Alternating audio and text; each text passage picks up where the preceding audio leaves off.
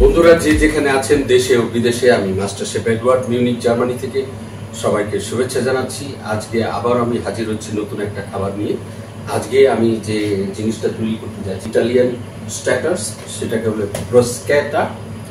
ব্রুসকেটাটা আমি তৈরি করব টমেটো দিয়ে। টমেটোগুলিকে আমি সুন্দর করে ছোট ছোট চপ কাটবো এবং তার সাথে আমি সিজনিং করবো অনিয়ন, সুইট বাসিলস, সল্ট, পেপার, লেবুর রস এবং সিরকা, সাথে অলিভ অয়েল। এটা দিয়ে আমি মিক্স করে, এবং চপ পাসলি, এটা দিয়ে মিক্স করে আমি একটা সুন্দর করে মিক্সচার বানাবো আর কি, সালাদ তৈরি করবো এবং সেই সালাদটা ব্রেডের উপরে সুন্দর করে কোট করব। সেটাই আমি আপনাদের কাছে আজকে চেষ্টা করব দেখানোর জন্য কিভাবে ঘরে বসে ব্রুসকেটা তৈরি করা যায়। দেখতে থাকুন। ব্রুসকেটার জন্য সবথেকে প্রথম গতকাল রাতকে আমি একটা ব্রেড বানিয়েছি, হোমমেড, এটা কেনা না। এটাকে আমি সুন্দর করে কাটবো।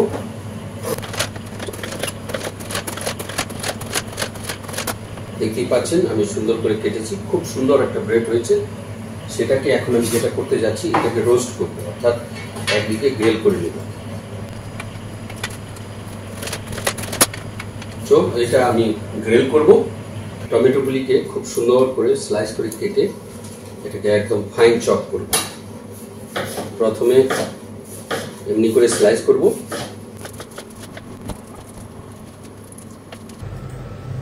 বন্ধুরা, আমার চপ টমেটো হয়ে গেছে, খুব ফাইন সুন্দর হয়েছে। এখন আমি পাসলি এবং অনিয়ন চপ করব। দেখতে পাচ্ছেন পাসলি, এটা চপ করে নেব, খুব ফাইন করে চপ করব।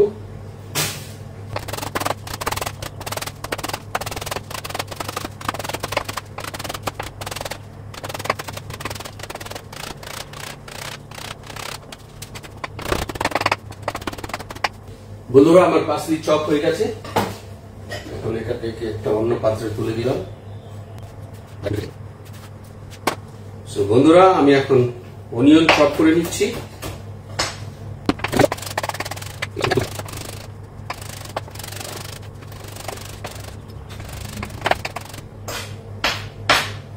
অনিয়নও ফাইন চপ হয়ে গেছে, এখন এর মধ্যে ঢেলে দিলাম।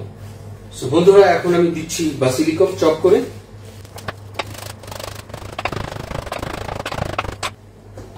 আমি এটাকে মিক্স করে নেব। আধা চামচের লবণ, black pepper, olive oil, vinegar, লেবুর রস। এখন এটাকে মিক্স করে নিব।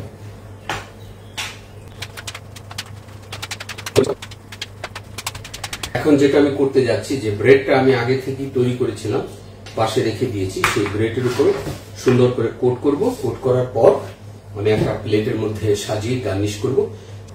সো বন্ধুরা, আমার ব্রুসকেটার ব্রেড সুন্দর টোস্ট হয়েছে, রোস্ট করা হয়েছে। এখন আমি এটাকে ব্রুসকেটা তৈরি করব।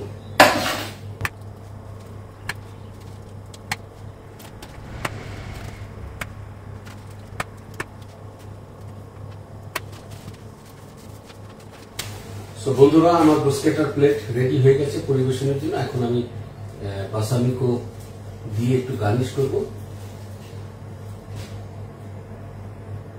তারপরেই পরিবেশন।